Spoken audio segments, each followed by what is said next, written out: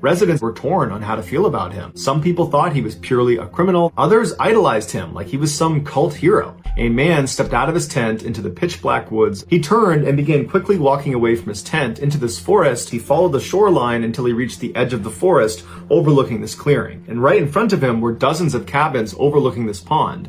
This was Pine Tree Summer Camp. He waited in the tree line for a few minutes just listening to make sure nobody was out there, even though he knew their schedule and knew no one was there. He stepped out of the woods and walked up to the top of the camp to the dining hall, and he made his way around to the back door. There, he pulled a screwdriver out of his bag and expertly popped open the lock and stepped inside. He began stuffing his bag full of candy, chips, and coffee. And then after feeling satisfied that he had all he could take, he decided it was time to leave. He thought to himself, great, another successful raid complete. Or so he thought. A motion detector had recently been installed inside of the dining hall behind the ice machine. As soon as this man had pried open the back door, it had picked him up and remained silent, but sent an alarm to the nearby home of Sergeant Terry Hughes. Terry sped to the camp in under 4 minutes. He ran up to the back door and looked in the window, and he saw this tall, skinny man walking out of the walk-in freezer. This guy pulls a flashlight out, he shines it at one of the shelves, and he takes some things off the shelf and puts them in his pockets. And then after standing there for a minute, the man turns off his flashlight, faces Terry, and begins walking towards the back door. At this point, Terry backs off the window and goes behind a tree that's overlooking the back door. Terry watched as this man barely opened the back door. He slinked out the crack, and then he began walking into the woods. And at that point, Terry leapt out, shined the light in his face,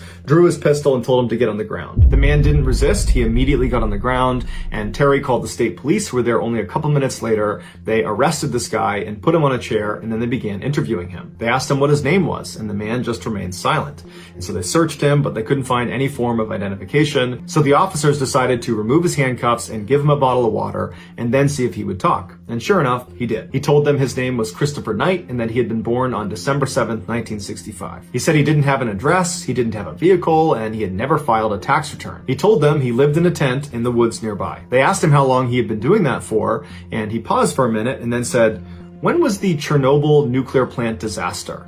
And the officers looked at each other and they were like, 1986. That was 27 years ago. And he's like, yeah, that's when I went in the woods. The officers asked him, well, 27 years is a long time. You gotta be out there with some other people. And Chris said, no, I live out there alone. And in fact, the last time I had a conversation with another person besides now was in 1990 when I happened to walk past another hiker and we both just said hi to each other. He went to great lengths to ensure he stayed completely cut off from the rest of society. Despite winter temperatures dropping to negative 20 degrees, he refused to light a fire in fear of giving away his camp. And so instead, when it got that cold, he would just stay up all night pacing around his camp, trying to stay warm that way. He never even talked to himself or sang out loud because he was so worried someone might hear him, and he never left his campsite unless it was basically pitch black on an overcast night because he was afraid of being seen. When the officers asked him if he had access to the internet at least, he said, I haven't seen the internet. Chris wound up confessing to over 1,000 burglaries over the 27 years he had been out in the woods.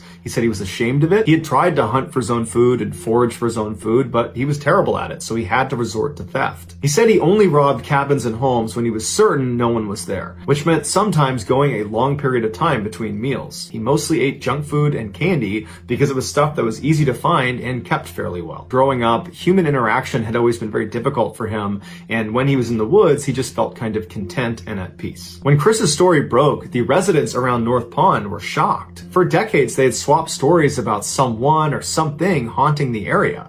Propane tanks, food, batteries, clothes, books would all go missing. They were starting to get scared, especially when it was overcast at night, because they knew that was when this person would come out.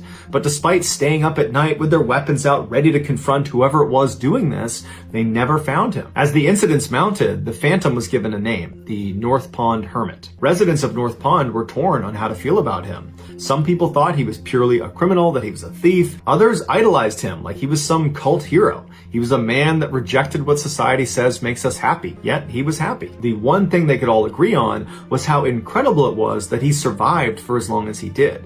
Winters in Maine are notoriously brutal and cold, and Chris did entire seasons 27 years in a row. Ultimately, Chris was sentenced to 7 months in prison. When he was released, he was given 3 years of probation. Every week, he would have to go physically check in with the judge, which meant he would not be able to just escape back into the woods again. When his probation did finally end, he did not go running back into the woods. He decided to remain in society. In an interview, Christopher was asked, "What have you learned about the human experience? What did you learn about yourself? Tell us, because you have knowledge that virtually none of us will ever have access to." And apparently he just paused, thought about it for a second, and then looked up at the interviewer and said, "Make sure you get enough sleep." And then he got up and walked away. While we don't know exactly what Chris is up to these days, people that know him say he lives by himself in a small apartment, he has a regular job, and he values his privacy over everything else. Just know that I really appreciate your support, and until next time, that's going to do it. See ya.